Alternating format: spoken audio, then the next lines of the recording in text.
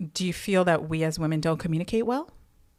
I think we communicate a lot. I don't know if we always communicate well in the fact that when you're trying to communicate with someone else, you want to communicate in a way that they can hear you. We might be blah, blah, blah, blah, blah, but if we're saying things in a way that he can't receive, it's going nowhere. You're talking again. And this is why a lot of women complain about, like, I tell my husband this and I did it, or I tell my partner this and I told him 500 times that I want it this way. He's not hearing you, probably because you're talking to him in a language that he's not understanding. And I know it's going to sound crazy.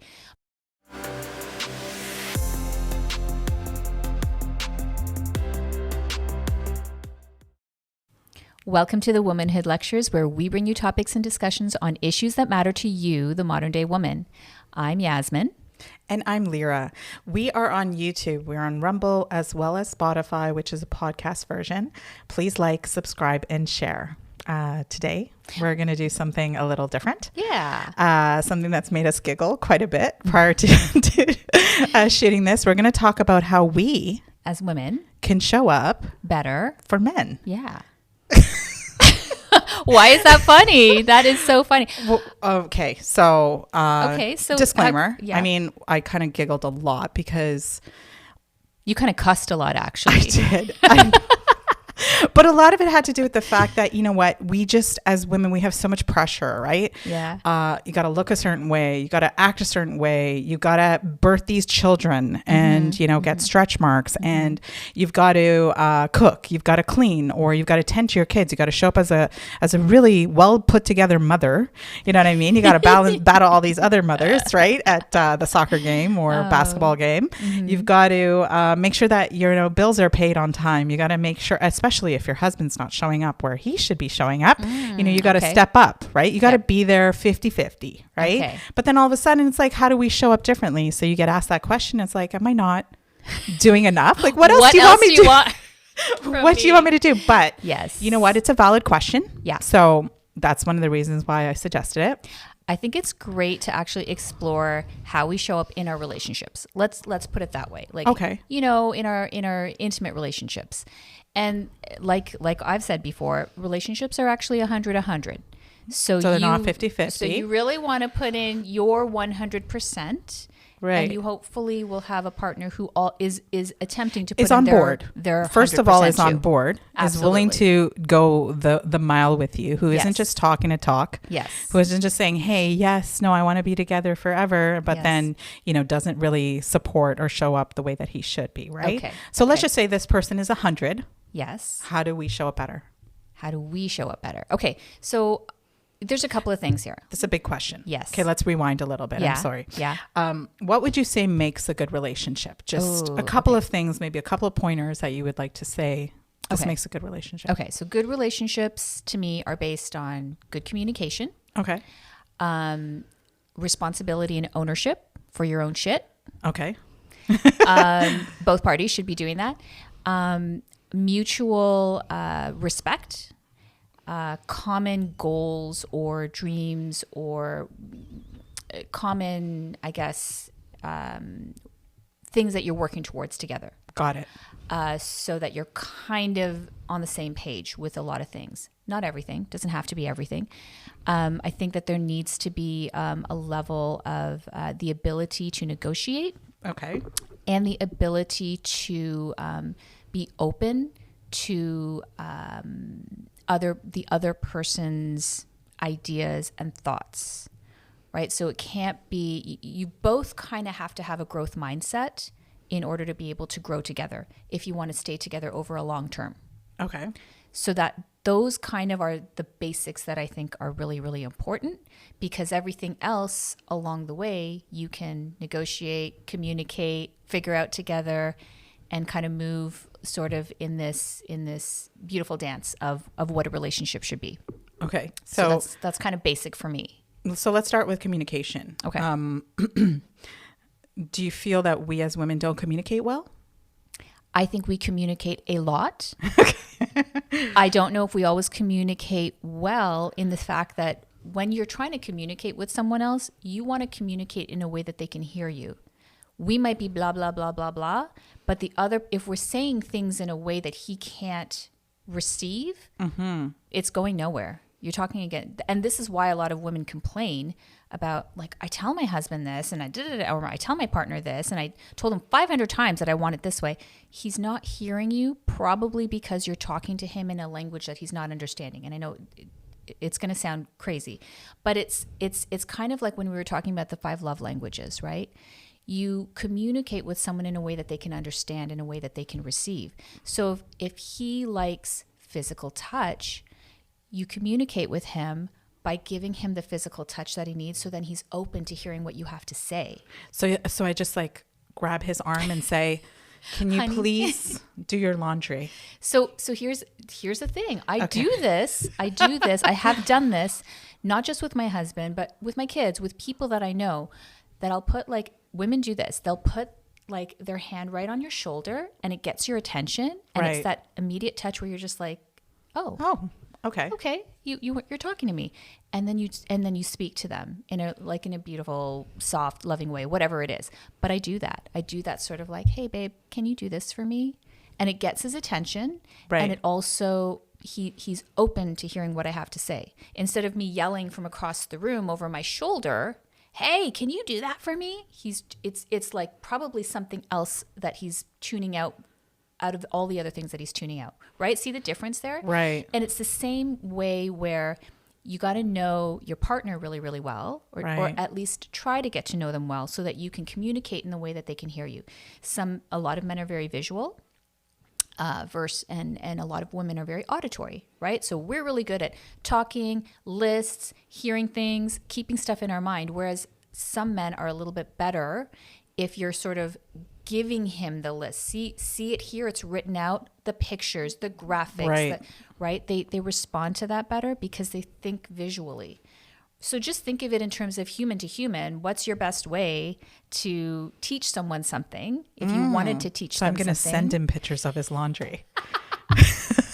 I'm kidding. Oh my gosh. But you're right. I should, like, generally speaking, we shouldn't be yelling at our husbands to do things, or we shouldn't be saying. No one wants to be. And this is another disclaimer. I mean, we're in marriages, but they're not 100% perfect, right? Yeah, we have to constantly be working at things. Yeah. So communication is important, right? And knowing how to communicate and how to deliver effectively the things that you're trying to explain, right? Right. If we communicate better, then you can actually develop an emotional intelligence with each other to be able to fulfill each other's needs. Yeah, right? and there's also this sort of 4-step way to communicate with someone when it's a difficult situation, right? Or when you're asking for something and they really don't want to do it, or whatever it might be. It's always starting with, hey, I noticed this about you, right? Noticing their actions, reflecting it back to them, right? Saying this is how it made me feel versus this is what you're doing to me, right? A lot of times, and I'm totally guilty of it too, we slip into this way of talking to people, talking to our partners, our husbands,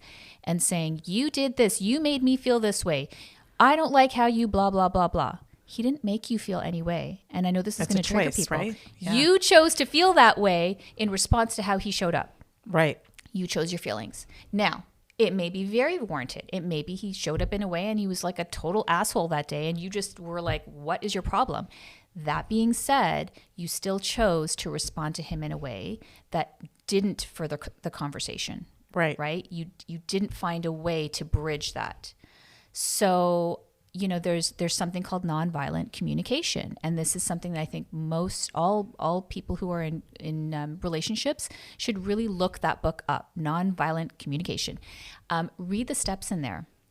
It talks about how to actually connect with your partner, how to communicate with them in a way that they can hear you. Right. So that's half the battle right there. So now they've heard you, now they know what you want, and you want to, again, foster a relationship where they're going to be inspired and want to help you. They're going to want to support you in a way, right? It's kind of like anyone. If you had a friend who asked you something like, can you do me this favor? And you love that friend and they're wonderful and you have this beautiful relationship with them, you're going to be like, sure, of course I'll do that for you. So no problem. Deliver it better. Right. You deliver it better. And you also have to be putting in, I kind of think of it as this positive and negative bank, right? You want to have a lot of positive coins in that piggy bank versus a lot of negative. So if there's a lot of negative that's built up over time, you really need to be able to put more positives, because really for every 5 to 10 positive things, you do one negative thing, it's kind of negating it all. Right. And I know it's not fair, but we, as human beings, that's typically how we think. That's typically how we see things. Someone does something for you 5 times, that's amazing, and then they do one really bad thing, you're like, they're an asshole. I completely forgot about all the great things that they did, because this is the thing I'm going to focus on. This is the thing that really upset me. Because we get very focused on the negative. We get very focused on finding the things that we're upset about and forgetting about the things that we're very happy with, because we start to take those for granted, right? That becomes like, well, of course you should do it that. Right? You should show up this way. You should. And actually, no one needs to show up anyway. I think we all need to kind of understand that we get to do things for our partner. We get to be our best selves towards that person. And they should also understand and hopefully get that they get to show up and be their best selves for you as well. So, and you're right. It needs to be, both of you need to be in that same mind frame. Absolutely. For sure. So I kind of, you touched on communication. So I thought about how, both sides should be able to express their own needs, wants, of course, and feelings carefully, listen to your partner, for sure. But when I was researching a couple of things, I noticed that, one thing that came up is that 85% of the time we should be striving to respond to bids for connection.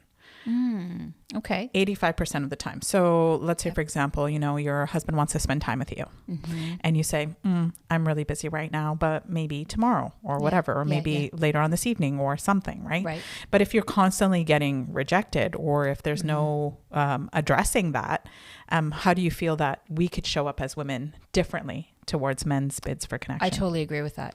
Okay. Totally agree with that. So if your partner is asking for attention, you should be making the concerted effort to give them some level of attention, some response.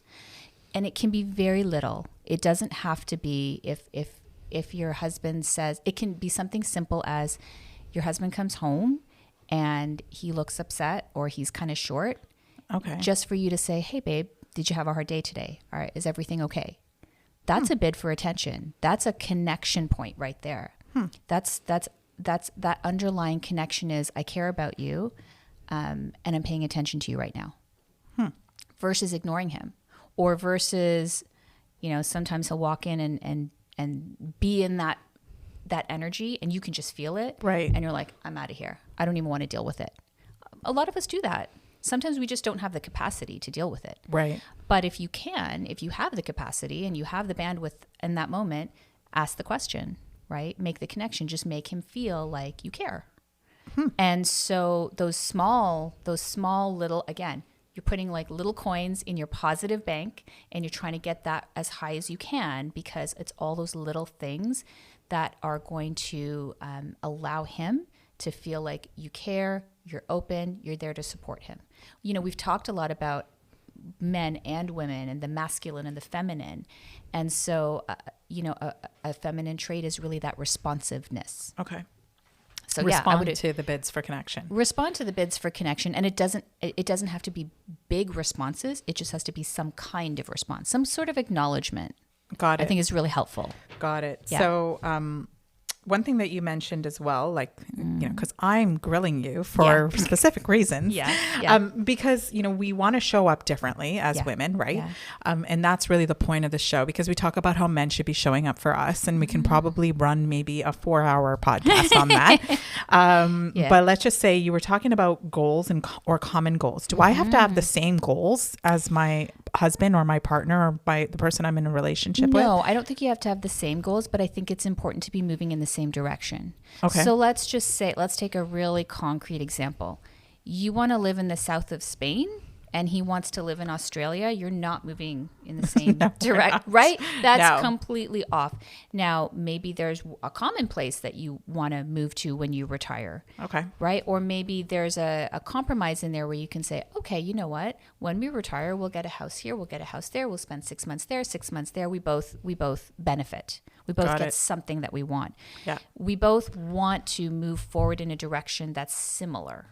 Right. I think it just makes life easier. I'm not saying that you can't negotiate a lot of things, but it is really hard if one person is, for example, going to do something really radical with their life, and then the other person is kind of left. Right. Or they're not moving in that direction. And so you're all the way out here. How do you bridge that? It just takes a lot more work. It takes a lot more work. So even common goals with how many kids do you want to have together? Right. To marry or to stay common law, like very basic things, right? Do we want this? And what kind of lifestyle do we want to have? Do we want to live in a high rise in downtown Toronto? Do we want to live out in the burbs? Do we want land? Do we want pets? Do we want to have, do we want to celebrate certain things together? Is family important? Our extended family, all of those things, you kind of should be on the same page. It just makes life a little bit easier for you. And then there's less for you to have to really negotiate around. It can always be done, but I think it's harder. Mm-hmm.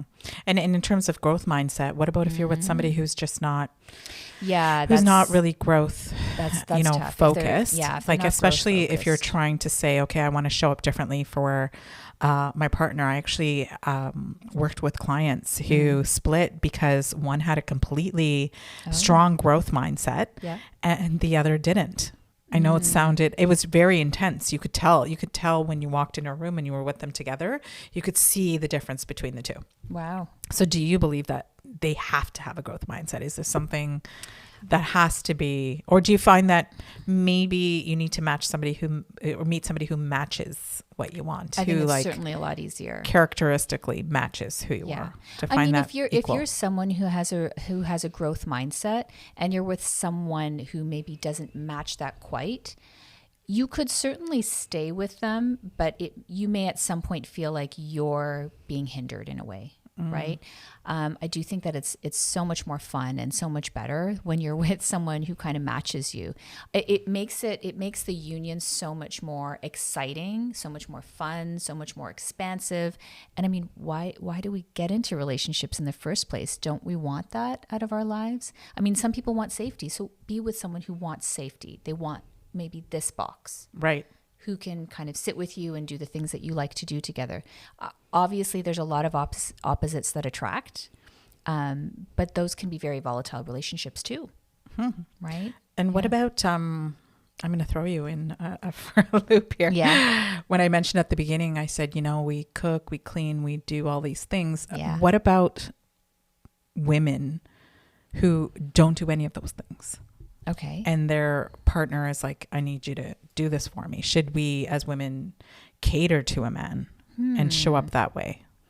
Should we learn how to cook? Should we be cleaning up the house? Like, should we be showing up for our partner that way? I think that's kind of dependent on the partnership. Okay. So if you are with someone and they have this expectation of you being a certain way and that's not really who you are, I don't know if that's the kind of relationship that either of you is going to want long term. Right. It's not going to really work. That being said, I think there's a level of I'm going to try to meet you where I can, as much as I can.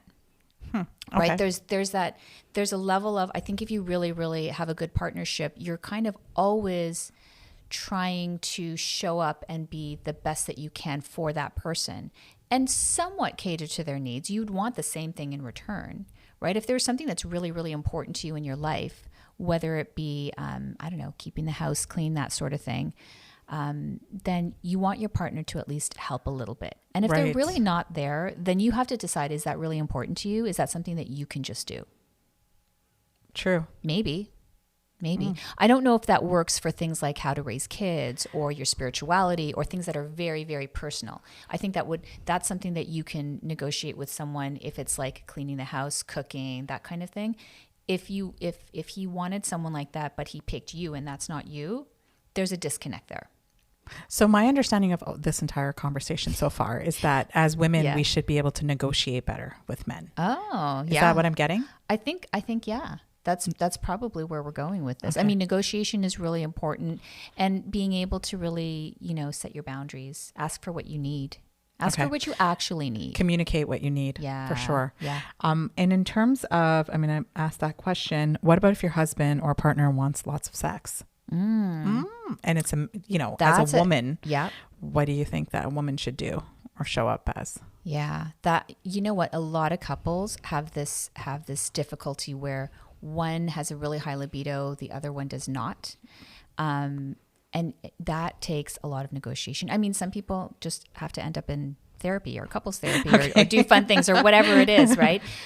Find your way. But again, I think the point is always looking for the intention that I'm going to do my best to show up. And if it means that you want it more than I do, maybe I should do it a little bit more, right? Maybe I should find ways to get myself to a place where I also want to have a more intimate relationship with you. So that kind of centers around intimacy. Yeah. Intimacy and sex, I think, is like, they're two different things, but they're not, because you can fulfill or have a great relationship if you have intimacy with your partner, where you share your thoughts and you're able to express yourself in a way physically. Right. And that's not, actual penetration like sex, right? Yeah. So, but sex is still really important for a good very relationship. Important, it's of course. It's 100%. not to say that, not saying that. It's actually good for men as well, because men live longer when they do.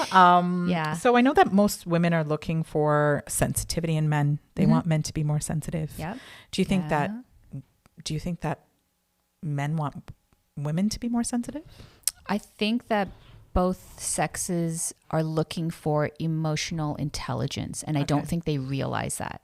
I think what they're looking for is someone who can be emotionally intelligent, who can be connected with you, and who can do all of those things like the communication piece and that sort of thing in a way that you can receive it. Right. So really it's more about, yes, women want men, for example, who are a little bit more in touch with their needs as women, right? Who are going to ask you, are you okay? What do you need? That sort of thing, versus a man who's like, suck it up, buttercup, right? Yeah. Right. So that's the difference that we're talking about here. Men, on the other hand, I think also need that. They do need that. They need some sort of level of connection and communication. It might look a little bit different for them. It may be in a different way than women want. But the emotional intelligence is that level of I'm really understanding you better, and I'm able to respond to you in a way that you feel good, you feel safe, you feel like I care. Mm-hmm.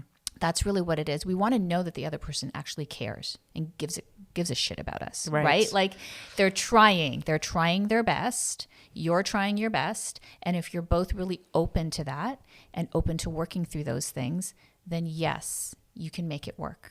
Mm-hmm. You can make it work, right? I don't know. What do you think about that in terms of emotional connection and intelligence? I think it's very important. Yeah. But I think it goes both ways, not just for women and men. Men also, I think, when we say that we want strong men, it doesn't mean that we want you to be non-emotional. Right. Okay. Correct. So you can be, and it sounds like a contradiction to say, okay, you know what, you're strong, but then you're emotional or emotionally intelligent. It actually, combined makes for a great person. You know what I mean? Yeah. Makes for a great man. And that being said, I mean, we as women, I think, have to show up in a way where we're affirming to men. We're always giving words of affirmation or building them up. So I think that's important. Being able to say, yes, you've got this, or, I know you're working really hard and you've been doing this job and you're stressed out and you're tired. And, when you come home, you're super exhausted and you probably need some sleep, but like just words of affirmation to say, you know what, you keep going, you're doing great. Men do really well with acknowledgement. They need acknowledgement. Yeah. So I think as women, do. We need to be acknowledging our men more to be able to tell them the 5 things that they're doing right. Not necessarily that one thing that they're doing wrong. Right. You can acknowledge all of it, but you have to remember the 5 things that they're doing right as and well. say it to them and let them know that, hey, I noticed you that you are did doing this. Yes. And I noticed that you are doing this, but Yeah. you're not doing your laundry, but you are doing those 5 things that are very important to this family, Right. So I find that that's very helpful. Yeah. But that, again, gives us that emotional intelligence, right, as women, to be able to address those things with our partner. Yeah. But also being in control of our emotions. I think women are more emotional, just generally speaking. We have to learn how to control it. I think I'm guilty of it myself, And I think we as women, I don't think that it's a question of necessarily controlling your emotions, which you're right, but it's more a question of being able to be with your emotions and not allowing them to sort of color everything that you do. Absolutely. Color You're your correct. judgment. Yes. Color all the stuff that comes out of your mouth when you're in that emotional right? state, you which happens probably once a month because like we deal with our, our hormonal issues or whatever. But sometimes we do get upset, and we need to be able to say, okay, is this really important? Is this a takedown? Right? Yeah. Do I need to be right? Or do I want to resolve? Okay, Absolutely. So I think that's something we can definitely ask ourselves as women. Yeah. Most often we're right, though. I'm being straightforward. I'm right a lot of the time. I don't bring it up unless I'm right. Most often we're right, but it's not as important to be right. It's more important for us to resolve and to fix our relationships. And I think a lot of women want that. Yeah. So we can show up differently to men. By resolving, by figuring out a way around our problems with each other. Yeah, and supporting them, right? Yeah, if 100%. If you're a supportive partner, then you would hope the natural human response is to reciprocate things. Right. So if you're responsive to your partner, naturally you would hope that they would be responsive to you. And if that's not happening, then again, that's going to take some work. That takes a conversation or 2 or 3 or whatever it takes. Right. It depends on how committed you are to your relationship. So you got to do all the things. And at the end of the day, you as an individual, when you start showing up differently, the other person can't help but show up differently as well.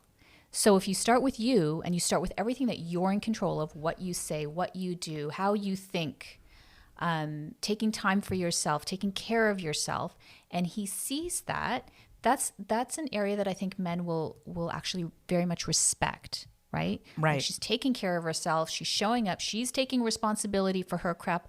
There's nowhere for me to go. I have to as well. Right. Like, how else are you going to show up? Exactly. And if he's not, then there's something to really think about there. Right. But generally speaking, if you have a partner who wants to stay with you, who wants to make it work, and you let them know these are the things that I need in order to feel loved, in order to feel safe, in order to feel good in this relationship, can we agree that you can at least do some of these? And then ask him, what is it that you need from me? What would make you feel better, happier, more loved, or whatever it is? Because he wants that too. He's not in a relationship for no reason either, right? So just ask the question, ask your partner, what is it that they need? But be specific about it. Like, what is it that you need from me in order for you to feel connected to me, in order for you to feel like you can tell me things, in order for you to feel like I really care? What are those things that when I do them, you know that I do? You're like, yeah, she really loves me, right? She really cares about me. It could be something as silly as, I really love coming home to a warm meal. Some guys, it's through their heart, through their stomach, right? And for other guys, it's like, I actually need a date night on a regular basis. I need you alone, no kids, no this, no that. I need you. I want to feel like, my husband sometimes says, I just want to feel like we're dating again. Aww. I want to feel like when we were 20 and had no kids and we could just kind of go out anytime we wanted. I like that feeling. So, you got to recreate that feeling. You got to get creative, and that's what you need to feel loved. Okay, then that's what we need to work on. That's awesome. That's what we got to plan around. So, and it's different for everybody. It is. But it definitely is. All relationships are different. And I would say that it is about just sitting together and working it out, because when we were looking at stats, people who divorced were actually lived 4 years less. Ooh. Yeah. Man. So, I mean, we got to keep it together, you right? You don't want to be old and lonely.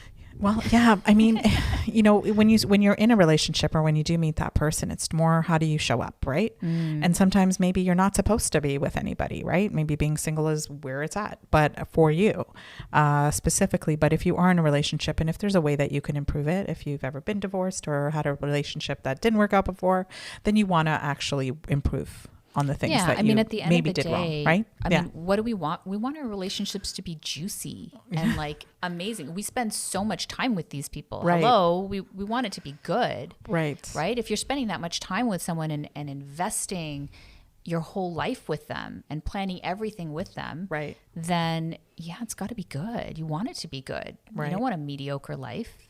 And I don't mean mediocre, but I'm saying in your heart, you want to feel like you are moving forward And living your best life. and living your best life. And you know what I mean? Yes, I agree. Yeah. Yeah. Yeah. That's gorgeous. I love that. So did you get anything from today? I did. I got out some of my frustrations, but no, it was okay. Out of your 100 things, I show up and I do 10 million things. What else do you want from me? And it's true. We do feel that way sometimes. I do feel like that. I do so much. But I think, when we are, criticizing, or it sounds like we're criticizing, certain situations or certain, relationships, you have to understand we do so much. Like we're involved in so many things, and then we obviously have to tend to our families, tend to work, tend to these things. So we're giving an opinion, but at the same time, some of these are helpful things that have helped a lot of people in our sphere. But generally speaking, the conversation about relationships needs to constantly be had, and it needs to be had by people like us who, do take on a lot, and we do have a lot of stresses, and our marriages are stressful and are, not stressful in a bad way, but they're things that we have to work on. They are part of the fabric of our lives. Yeah, absolutely. Like kids' career. So when we have these off the cuff conversations, they're completely not rehearsed or practiced. We're actually sharing our feelings and our thoughts, and we only want, relationships to get better. We only want marriages to last. We only want, the future to be brighter for men and women. Beautiful. Right? I like that. I love that. So with that, we're going to end today. Yes, we are. And please like, share, and subscribe to the channel so we can have more conversations from us to you. Thanks so much for joining us today, guys. Thank you.